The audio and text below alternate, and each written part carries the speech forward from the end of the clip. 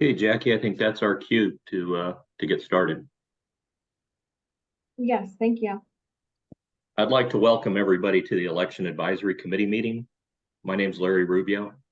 This committee has been established by the county to increase voter engagement and provide information about the county's election process. This meeting is conducted in a virtual format and will be recorded. The recording is in both English and Spanish, and it will be posted online at a later time on the county website and Registrar of Voters website. A translator for Spanish speakers is available for the duration of the meeting. Art Tinoco, the registrar, will now inform our audience in Spanish how to select the language settings. Art, it's yours. Yes, thank you so very much, Mr. Chair. Muy buenas tardes. Tenemos un traductor para personas que hablan español. Está disponible durante la duración de esta reunión.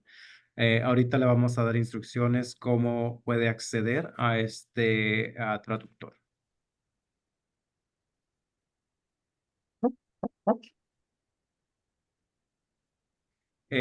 Como había indicado, hay una interpretación simultánea de inglés a español disponible para cualquier persona que desee escuchar esta reunión en español. Solamente seleccione el icono del globo terráqueo en su pantalla y encontrará las herramientas y elija el canal en español. Una vez que eligió el canal en español, usted podrá escuchar esta reunión en español. Gracias, Mr. Chair. That is the instruction. Thank you, Art. An agenda has been prepared and posted for this meeting. Staff, would you please display the agenda so we can go through it quickly?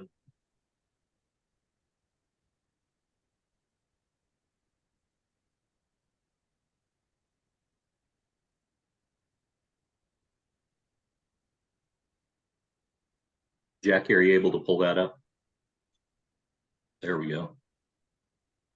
You can see the agenda that we're going to be going through is in front of you. And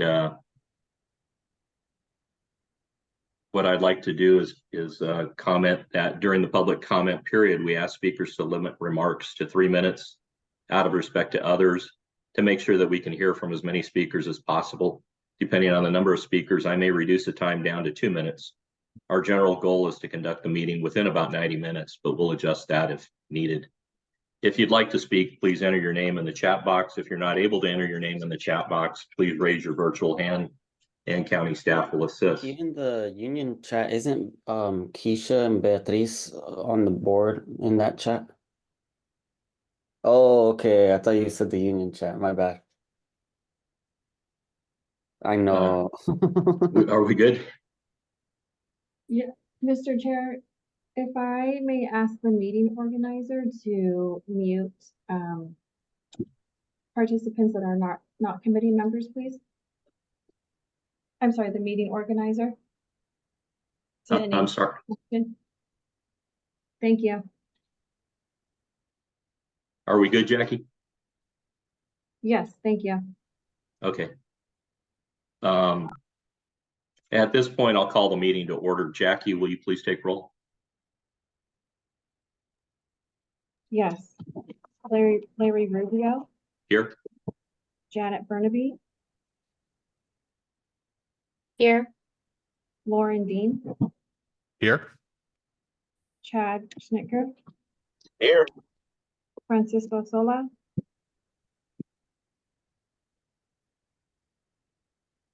Here. And Nancy Silver. She is not present, Mr. Chairman. Okay. Thank you, Jackie. Meeting minutes from our October 5th, 23 meeting are available online. The minutes are provided for information only. No action will be taken by the committee. At this point, our registrar, Art Tinoco, will provide a report.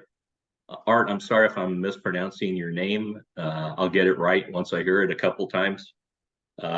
Congratulations to your recent appointment. We look forward to your presentation that you're going to provide. It's all yours. Thank you, Mr. Chair. And let me go ahead and begin my presentation so that we can all see it on the screen here. Let me just make sure I have the PowerPoint. Are you able to see my screen? Very Yes, good. thank you. Looks like you are. Very good. Well, good afternoon, and thank you, Mr. Chair, again. Thank you, committee members. It's an honor to be Riverside County's Register of Voters. It is also great to be able to provide you the many updates that we have over the last 5 months and a lot of progress that's been made here at the Register of Voters office for Riverside County.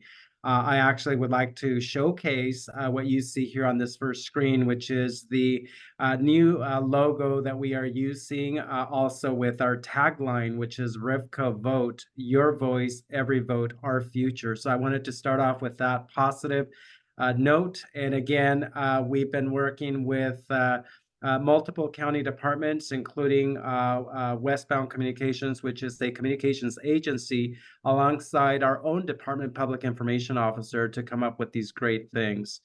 I'll go ahead and move on to the next slide.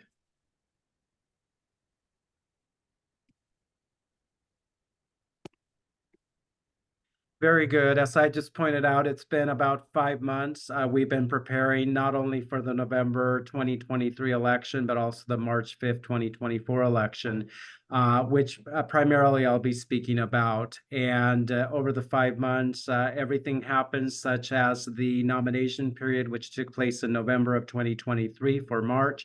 Also, the development of our own official ballot that took place starting in December, and which was ready to go by first week in January. And of course, our county voter information guides, which are also paramount to this upcoming election. But I do want to point out that a lot of good things have happened for our department, such as an increase in the amount of permanent staff, which we have gone to 44 full-time positions. We've added 6 positions, again, thanks to the support of our Board of Supervisors and our County Executive Office, which is greatly appreciated. We've also hired 1,000 temporary employees that are currently working here on this campus, and they also, actually, we hire about 400 for our campus and then another 600 that work off campus at our training site where we do hold an academy. We also hired 1,500 paid volunteers to work as election officers. And these election officers will work at vote centers and also will assist even sometimes here in our office when they are available to work here at the office. Also, I want to point out that we have a new ballot scanner that we've been definitely providing information to the community about. As you can see on this image to the left, the new ballot scanner allows a voter to take their official ballot and scan it on the unit, allowing the voter to identify any errors and or corrections that maybe need to be made, overvotes, any undervotes on the ballot. And again, the voter this unit is an option, so the voter is not mandated to use the ballot scanner. The voter may choose to simply drop their official ballot in front of that scanner, which is a ballot box. So again, we definitely have been promoting the information of this new ballot scanner that is available at all vote centers throughout the county of Riverside. And I'll dive deeper into what days and also where we're going to have these vote centers. I also want to talk about what we feel very proud of. And again, it doesn't take one person. It's taken a lot of folks from throughout the county. That is the ROV facility improvements. We've definitely knocked down walls over the last few, actually during the month of December and January. And we also added additional space so that we could process ballots much faster and also be able to fit in more temporary employees in our facility in order to improve our efficiencies and be able to, again, work with better space. Also allowed for better observation. We've added windows. We've added more warehouse clear space instead of having a lot of shelving like we had in the past. So a lot of great improvements there. If you do come and visit our office for observation purposes, for any other purpose, please do ask for a tour because we are able to showcase these new improvements. I like to talk about important dates for the March 5th, 2024 presidential primary election. I think some of these dates are key. 46 days before the election, that was January 19th, our military and overseas ballots were mailed out to our military voters. At about 46 days before the election, we did have between January 19th and January 21st, the California Secretary of State did begin mailing their state voter information guide to each member, or at least one member of the family within each household throughout the state of California, including Riverside County. At 40 days before the election, January 25th, that was the first day we were allowed to start mailing our county voter information guides. And again, those guides did go out to our constituents in Riverside County. Difference between the state guide and the local guide: the state guide does provide information about state contests and also regarding any propositions, where the local county voter information guide provides information on local candidates and again, local measures. We also conducted a public logic and accuracy testing about 34 days, which was January 31st. We did invite members of the public to come and join us and witness firsthand that testing. We also had members of the media that were also very interested in the process, and we were able to conduct our tests of the voting system. And also we allowed the public to mark a test ballot so that we could also test that test ballot on our system. And again, that process did take place recently. Starting 29 days, which was February 5th of 2024, is the first day we started mailing our vote-by-mail ballots. And also it's the first day the Register of Voters office opened for early voting. And it's also the first day that we opened and started operating our 106 ballot drop-off locations throughout Riverside County. So we've been operating for several weeks now at these drop-off locations. On February 15th, we also conducted an election observer tour of the ROV, or Register of Voters office, and we invited members of the community. We did have about 12 members who did join us that evening, and we were able to go over and demonstrate a vote center here at our office that we set up so that questions could be asked from members of the community. We also were able to conduct a tour of the new spaces that have been recently renovated and added. And also we were able to showcase the signature verification process that we must undergo. And we also had treats for our folks that joined us that evening. So again, very thankful that we did have folks that were interested in that process. On February 20th, we also conducted a media tour of the ROV, where we invited members of the media to come out and be able to ask questions of the process, very much like we did for the election observer tour. And we were also able to conduct a tour of the various areas that are in operation here at the Register of Voters.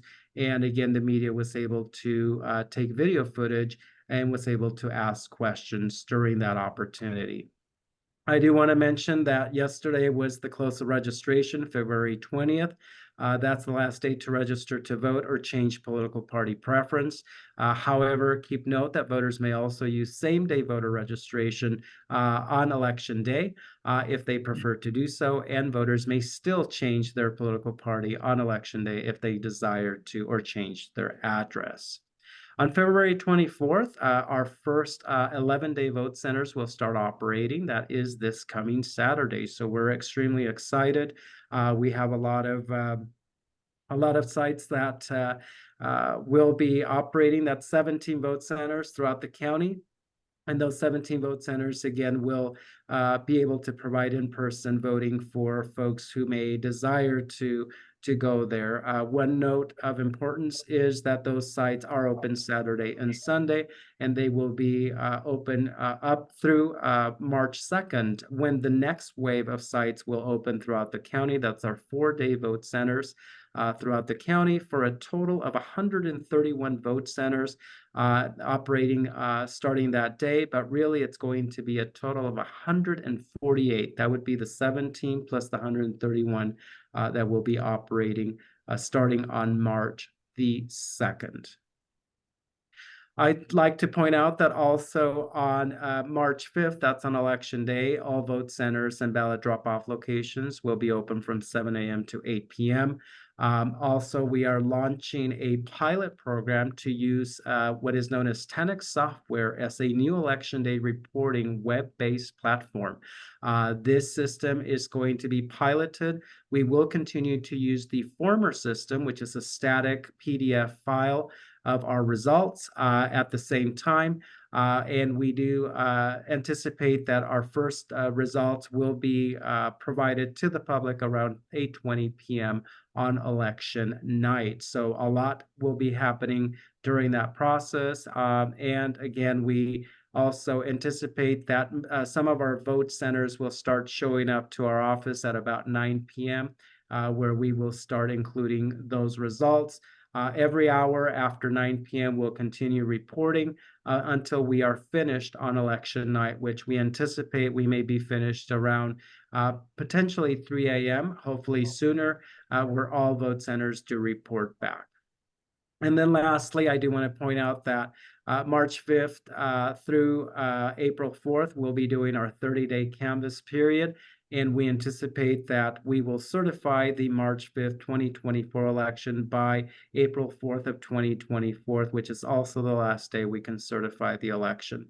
I invite the public to please visit our website for more information. Simply head to voteinfo.net and do click on the March 5th, 2024 presidential primary election.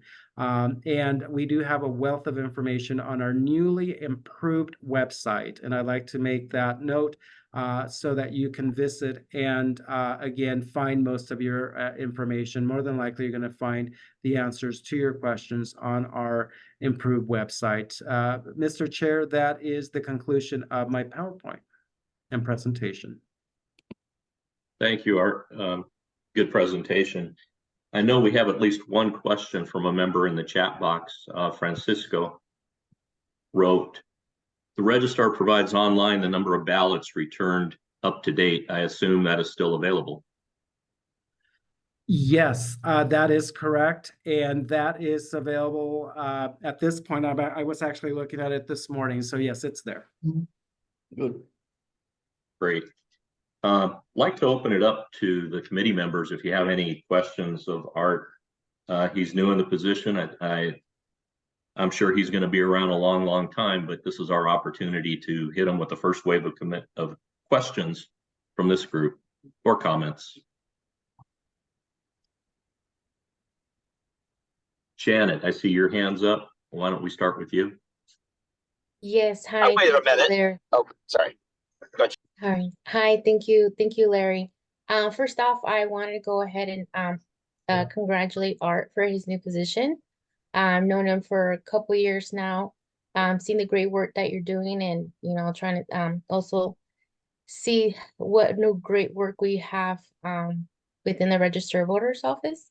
I wear many hats within the community. Here on behalf of the League of Women Voters, but just very excited to see what next steps flourish from this new change of registrar. Thank you. Thank you. I'm sure Art appreciates those comments, Janet. Chad, I see your hands up. Why don't we go with you? Sorry about that.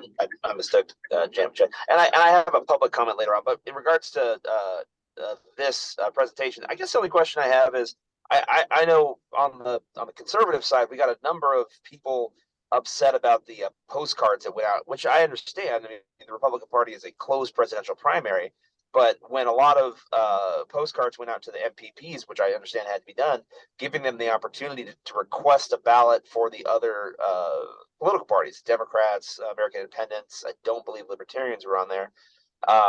you know, our committee got a lot of questions as to why Republicans weren't included, and then I spent a lot of time telling people why we're a closed presidential primary. We're not inviting people who aren't registered Republicans. But I guess my question is, I have to assume the register of voters got a large number of those comments as well. How did the ROV handle that over the last month since those postcards went out? I mean, did you guys educate them on the parties being different, or was there essentially any comment at all? Yeah, so Chad, we did quite a bit of outreach, and we've been doing outreach since the beginning of their Secretary of State provided us resources on how to vote for president. And I made the best effort to get that information out to the public, to most of the public, as much as I could.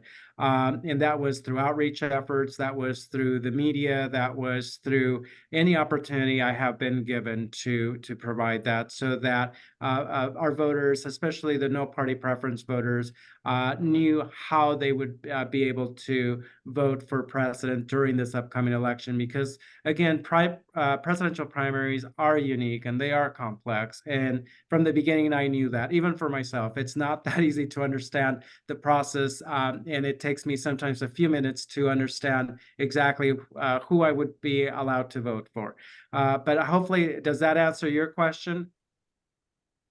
Yeah, I didn't know there was other media attempts out there, and frankly, I was okay with your guys' approach so far. I just knew there was a lot of follow up, and I don't necessarily know if it is the place of the the registrar of voters to say to Republicans or Republican leaning no party preferences, hey, if you want to re-register as Republican, you do that. I mean, I think that by itself is kind of putting its finger on the scale one or the other. So I think your response so far was appropriate, and I'm actually happy and confident that you did press releases and other stuff beyond that. I guess I didn't see those media, which is I'm good. I'm good with what you did. Sure, no problem. Thank you, Chad. Thanks, Chad. Lauren, I see your hand is up.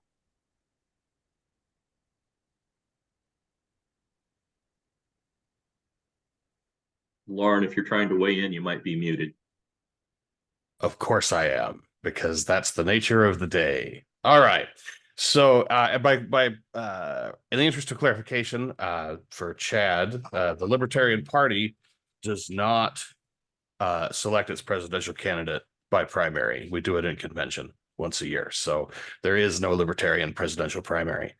But the question I have for Art, you your last little bullet point there in your presentation indicated a canvas period and a 30-day certification period. Just for the sake of, since this meeting is recorded and for the sake of education, can you please explain what a canvas period is? And do you feel confident in your ability to certify the election before 30 days are up? Yes, thank you so very much for that question. So the canvas period is really the opportunity that we have to bring back all of our voting equipment and verify that really no ballot is left behind. That's also our opportunity to process our vote by mail ballots that are coming back from vote centers, which we anticipate it's going to be probably a large number. And also it's our opportunity to ensure that every area, every bag, every location is inspected to ensure that there, again, are no ballots that are left to be processed. So essentially, the canvas period allows for that time period for us to also do our audits that need to be done, any type of audits from audits that include our results, anything that also requires a 1% audit, as we are mandated to do. That's also the time period for us to do that, along several other items. Conditional voter registration processing needs to happen during that period. And also we have folks who have been sent letters that we will want to cure their either unsigned ballot. We are required to send voters an unsigned ballot statement so that they can correct that, or a signature verification statement if the voter's signature does not match. So those are just some of the things that need to happen during that time period. As far as this election, we are again, because of the mandate that we have in elections code to cure a person's signature or cure a person's unsigned ballot, the law does indicate that in order for us to certify the election 2 days before that certification, the voter has 2 days before certification to submit those statements. So for this upcoming election, we more than likely will have majority of our ballots counted, our processes ready to certify. Probably a week before the certification. However, because of this mandate, we're not able to certify before. We do have to certify on April 4th in order to comply with that law. Very good. Lauren, did you have any other questions or follow-up questions? No, that's great. Thank you. Thank you. Thank you for the detailed reply, Art. Sure. Francisco, I see you have your hand up. In regards to cutoff day, last day to register to vote, and same day voter registration, the meaning of that. So if somebody registered today online, they go to the state web and they register. What this means is that the registration will be on hold until election day. Like if you're doing same day voter registration, because you don't discard anything that is submitted to the register of voters, or that registration that is done outside the cycle is considered null, or what? What is the situation? Is somebody registered from the cutoff day, but not in the same day in election day? I don't even know if I'm asking the question properly, but did you get what I'm asking, Art? I believe so. I'll give it my best shot. Thank you, Francisco. So the requirement for the last day to register to vote, which was yesterday, anybody who continues to register, we have the mechanism at vote centers for same-day voter registration to be able to update the voter record from a vote center. If the voter chooses to change their address or change a political party. Because California is now a same-day voter registration state, we're able to do that. So really, if you did not register by the 20th, you still have those 14 days to be able to register.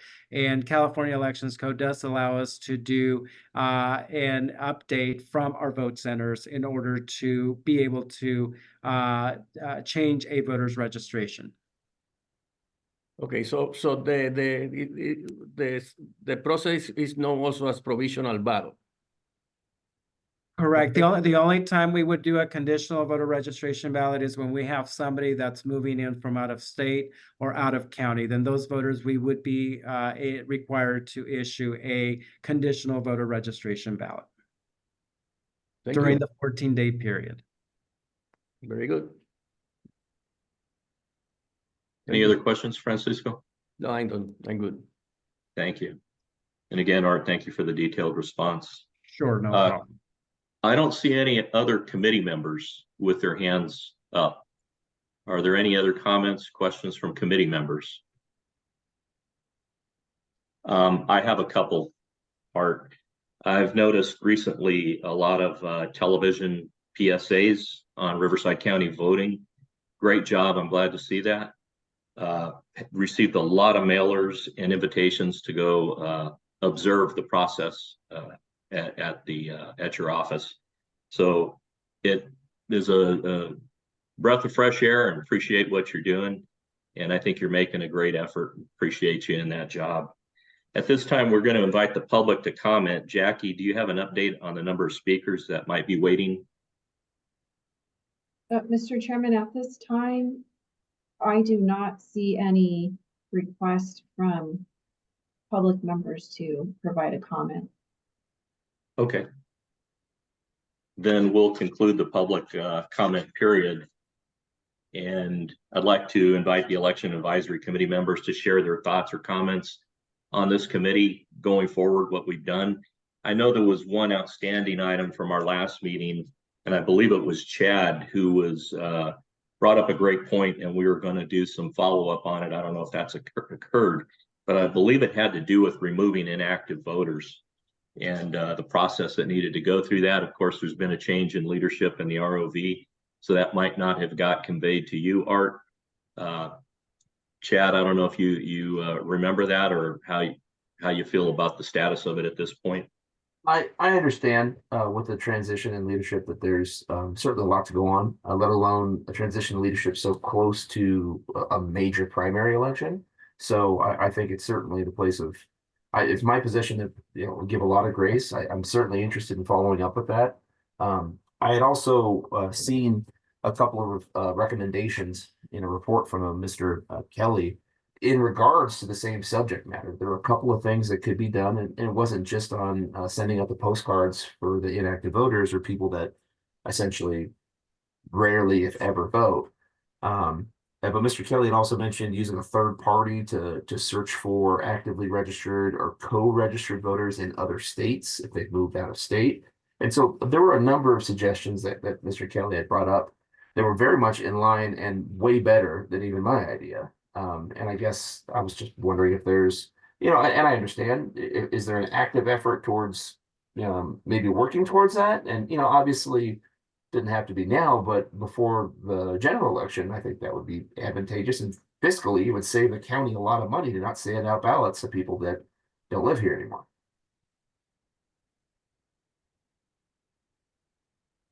Sure. Chad, is that a question for me? It sounds like it's a question for me, yes?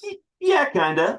Yeah, okay. Yeah. So I can give you an update. Thank you so much for the question. And yes, I do absolutely recall the Neil Kelly report and specifically this section. So just to give you an update, I've actually formed an internal committee to go over this report where we meet weekly. I think the only week we're not going to meet is going to be this week and next week because of the election, but we will be resuming here very soon after the election. I've been in discussions with our executive office team, also with some of the recommended third-party vendors that are listed on that report. Actually, I'm also very happy to report that Mr. Neil Kelly has also been very, very assistive in providing us more details about what these third-party vendors can do and the specifics. So we're highly interested in that. I've already been in communication with, for example, Caltech, who is very interested in assisting us. And again, they are also providing us more information on what they're able to do. Also, there is a third-party vendor, Experian, that's also mentioned. Again, one of those opportunities, we've already been in contact with those folks. So I've been working with these individuals to get further information for consideration as we move forward. So, but I do appreciate the question, and just to share with you, my efforts will continue moving above and beyond on our voter roll cleanup as opportunities do present themselves again, in collaboration with this report that was provided to us recently. Thank you. That answers a lot of That questions. is so sweet. That answers a lot of my questions. Thank you so much. Is there my only question is, do you think there's any chance it could be done before November? That's one of the goals, to be able to do some of this work before November of 2024. You bet. Awesome. Yeah, thanks. Thank you, Art, and Chad, thank you for the follow-up on that. It's a great point. Francisco isn't able to raise his virtual hand, but he does have questions. So Francisco, we're going to turn it over to you. Well, now that the point has been brought, what is the criteria to remove people from the rolls? Because there's a danger always in that, So what is the specific, the law said, how can people, I know certain people move or whatever, what is the official? Sure. Thank you, Francisco, for asking that. I do have with me our assistant registrar of voters who is able to weigh in on these specific steps because we did pull them up together. So if I may, I'm going to have him take the stance to provide an answer to your question. Hey, Francisco. Thank you. So the answer is if we were to send data to Experian and hypothetical Experian says Joe Smith is no longer in Riverside County, he lives in Albuquerque, New Mexico. We could not cancel Mr. Joe Smith right away based on that information. We still have to follow the state process where we make communication or attempt to make communication with Mr. Smith, sending him cards, they're called 82 cards, saying, hey, have you moved? Do you still live at this address? What's going on with you, Mr. Smith? Are you still here? After we've done that process and Mr. Smith is no longer, is not responding to us, we don't get any information. At that point, we can begin the cancellation process. So from active to inactive to canceled. If that makes sense. Well, what about, is there's no criteria for people that don't voting for some number of elections? No, so there that law has changed. We cannot invalidate or inactivate someone based on their non-participation in elections. But the Caltech and the Experian would help us identify people who have potentially moved out or moved on, who are not participating in Riverside elections, and we can start the process of the cancellation process to get to cancellation. Or pass away to another life. Correct. Thank you, thank you. Again, laws are changing constantly, and that's, again, the testament to that. Appreciate it. Thank you for the answer. No problem. Thank you, Francisco. Thank you, Matt and Art. And Lauren, you have your virtual hand up. Yeah, just as a follow-up for just my own edification and everybody's, I guess, in this hypothetical situation that Matthew just laid out, you've communicated with Joe Smith. Joe Smith has never responded. You eventually cancel his registration, and then he shows up to vote. Then what? He same day registers and fills out a provisional ballot? Art, you want to come off mute? Matt, Yes. you want? Yeah, sure. Yeah, if it's before the 15-day close, you could always re-register and we can give them a ballot. If it's after that 15-day close, then it's conditional voter registration. Okay, so there is like a cure for yeah. if you happen to get lost in the machinery and canceled. Correct. You can re-register and it's not as big a deal as it might be. Correct. Okay. Yeah, and CVR would be what we would issue this voter at the vote center. All right, thank you. You bet. Thank you, Art, Matthew, Lauren, Francisco. I'm sorry, I didn't thank you for your last question. Are there any other committee members who have questions or comments? I do. Yeah, committee members, you're not on the committee. Okay.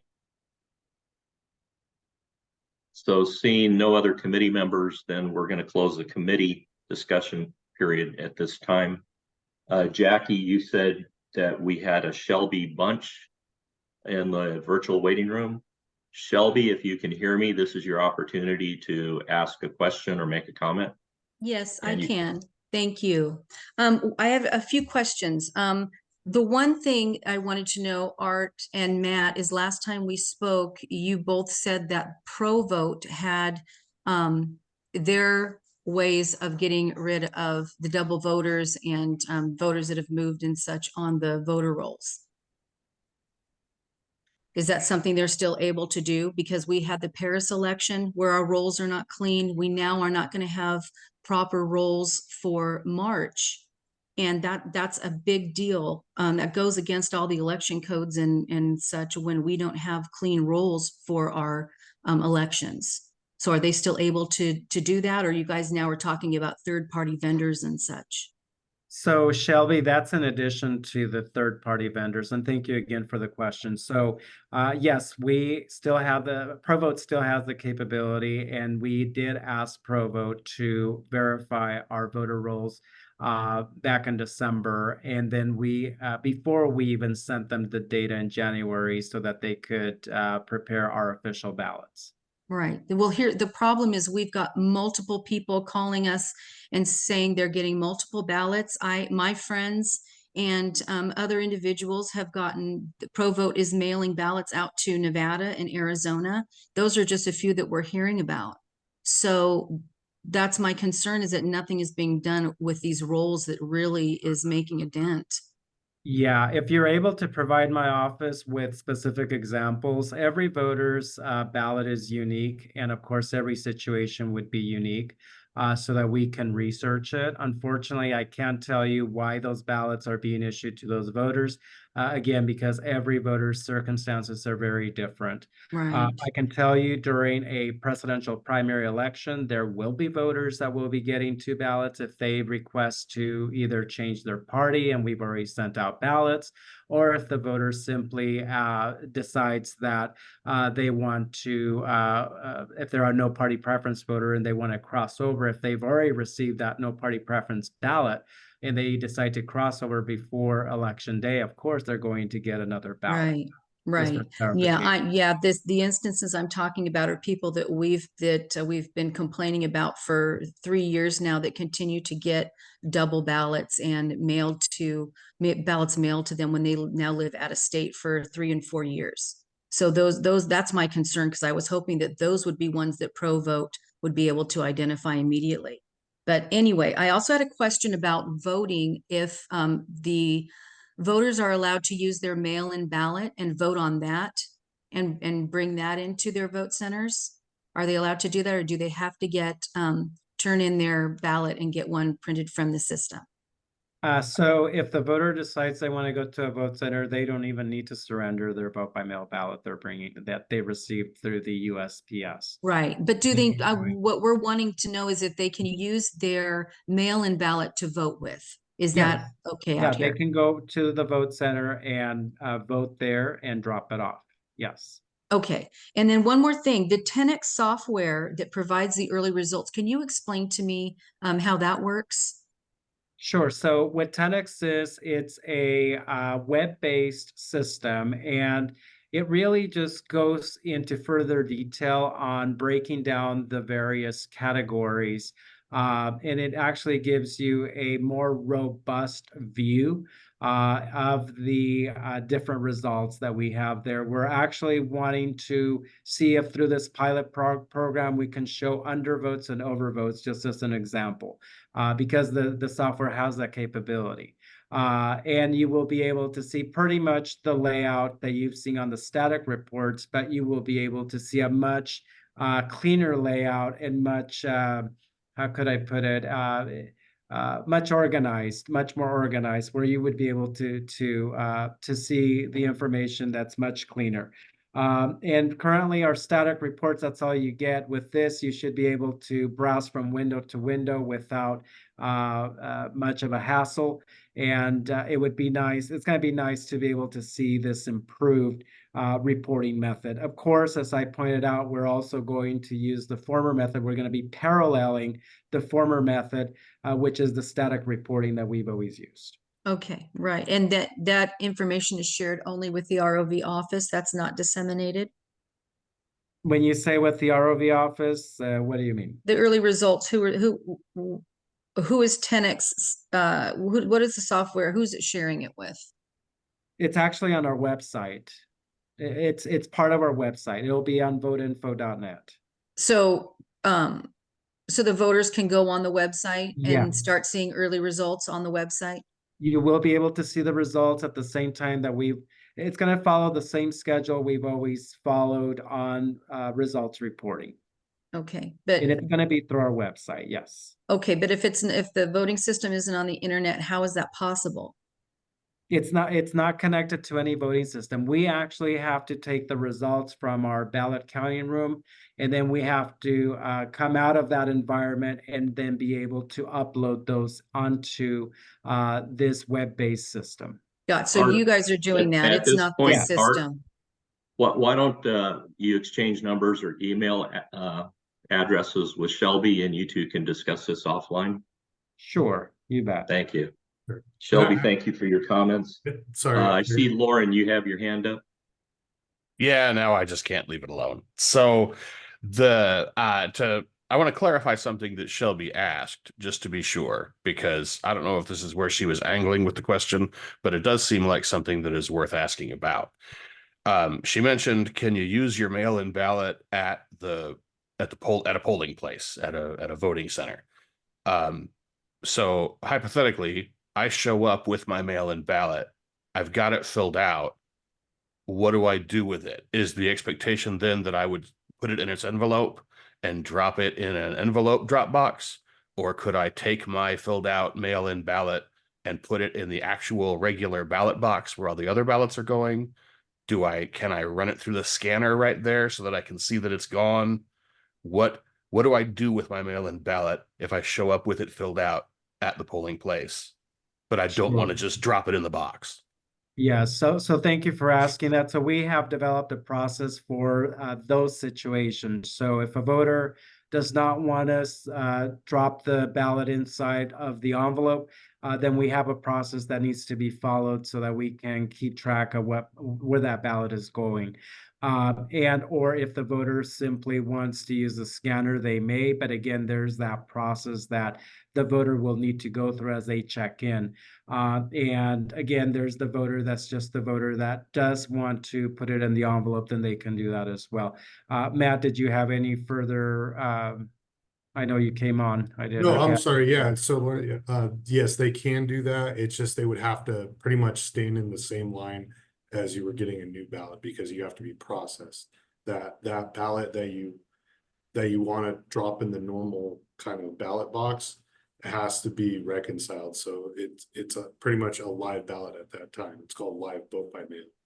So you would you take your ballot without the envelope, have to stand in line, get processed, and then you drop it in that ballot box.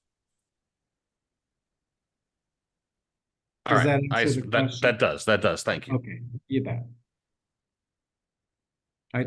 Like I indicated, the laws do change quite frequently, so we're on top of them.